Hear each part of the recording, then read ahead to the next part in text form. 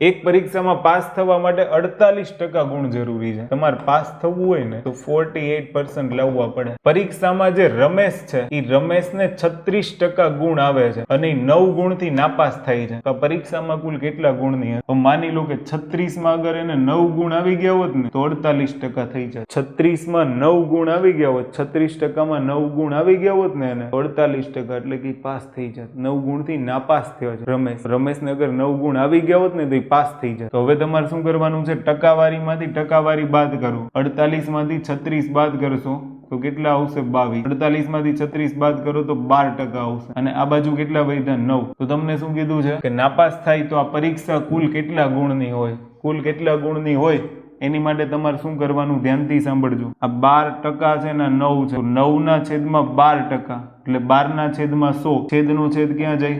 અંશમાં, તો ગુણ્યા 100। તો 3 તેરી 9, 3 ચોક 12, 25 ચોક 100 અને 25 તેરી 75।